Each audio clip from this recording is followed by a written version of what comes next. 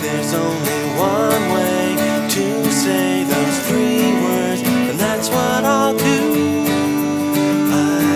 I love you. I love you.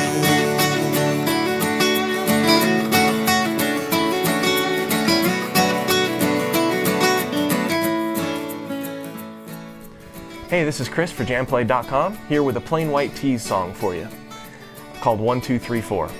This is a great song for beginners and slightly intermediate players. It's a good song to play with one other guitarist because of the lead and rhythm sections, the distinct lead and rhythm sections, as well as the harmonized leads. So I'm going to teach you all those parts today, and you'll have the opportunity to play along with the full track at the end.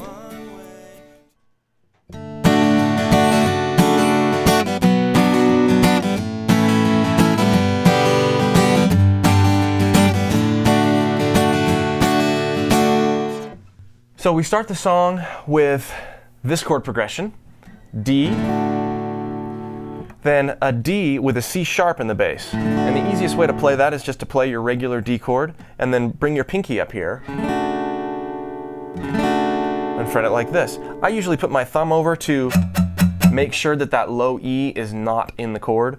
And then it's no big deal when you're playing this if your D string gets muted by your fourth finger. That's no big deal. It sounds cool either way, but it's fine if it gets muted. Then we go to a B minor, just a regular B minor. If you are playing this with other people or you just like the way it sounds, you could do a B minor 7 there also. That sounds nice. Take a regular B minor, take your pinky off, and you have a B minor 7. So we have D, to D with a C sharp in the bass, to B minor, to just a regular A, and then we go to a G. And if you listen to the recording, there's a couple different tracks of guitar going on, especially later in the song in the original recording. Sometimes they do a regular G, and sometimes they do the barred version of the G, the E form bar chord of the G. And it really doesn't matter which one you do. Once in a while, I'll do the regular G with this open B string here, and then sometimes I'll do the G5 chord, which has my third finger on the B string. And that sounds nice too. So it's kind of fun to vary it up as you're playing the chord progression, and as you saw me do in the first part of the demo. All right, then we move to a G minor. And that would be the only advantage of doing your G chord here, because now all you have to do is take your second finger off, and you have your G minor. Again here, just like with the B minor 7, you could do a G minor 7 simply by, again, taking your pinky off. So you do your G. Either one sounds fine, but it's more accurate to play the G minor, straight G minor. And then the last chord before it loops back around is going back to a D. So with your left hand, there are a couple challenges moving these chords around. You notice when you play this chord progression up to tempo, as you saw me doing at the very beginning, that little change from your D with your C sharp in the bass to your B minor requires quite a bit of a shift in your hand. So one thing that I always like to say when I'm changing chords is find a common note to kind of carry through so that you don't have too much of a gap when you're switching chords, but you can't really do it with this one. So we'll talk more about the strum pattern here in just a little bit, but you want to make sure when you're doing this that you're playing it slow enough at the beginning when you're first learning it. See, I had a little bit too much of a gap there, so I'm going to want to run those two chords over and over again.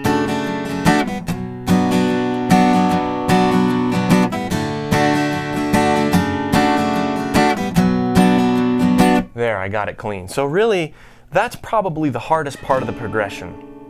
I think, harder than moving from the G to the G sharp, or G to the G minor.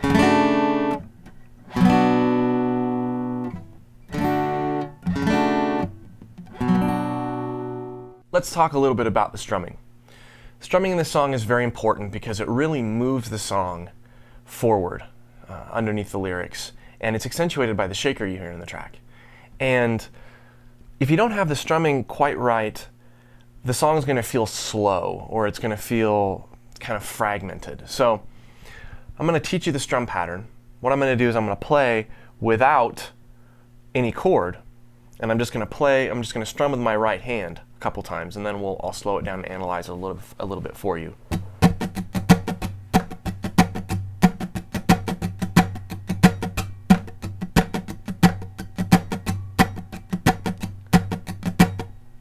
All right, now, as with any strum pattern, there is some play. You want to be loose enough so that you're not just thinking about, oh, do I go down or up?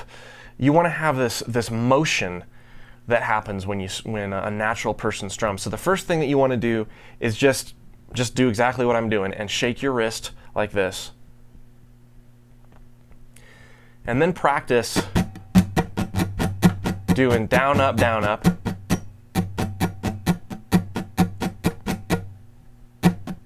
And then consciously skip a couple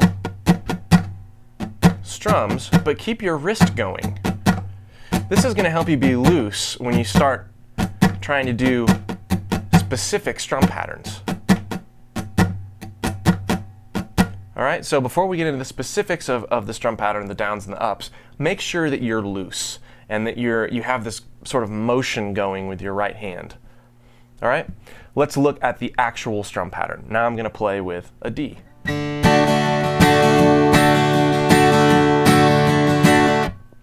All right, so down, down, up, down, up, down, up.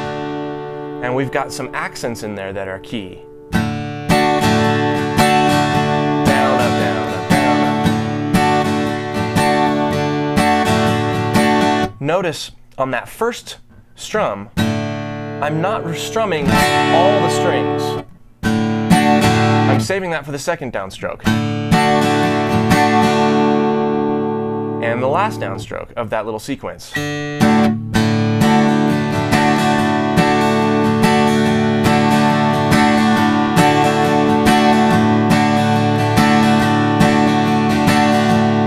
Also, you'll notice it's not totally straight. I'm not doing this.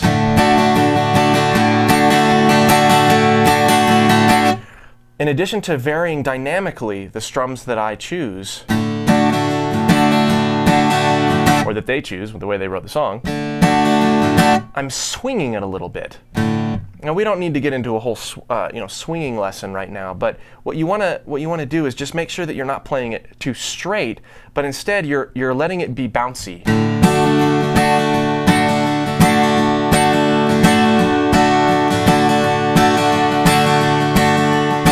And you can vary it a little bit as long as you've got the accents on the 2 and the 4. And there's some other accents we'll go over later, but 1, 2, 3,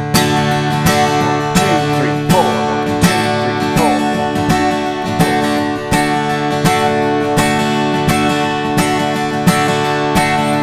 So you can see I'm not playing it exactly the same in terms of which strums I'm hitting and which strums I'm missing every single time, but the general groove, it's that kind of light, bouncy, sort of swung sound. And I'm accenting on what I'm counting as 2 and 4. Another thing that you want to try to contain is the amount of pressure you're applying when you strum. It's really easy with strum patterns like this to play too loud. And that just, again, this song has a specific mood to it, and you want to make sure that you're playing a little bit gentle.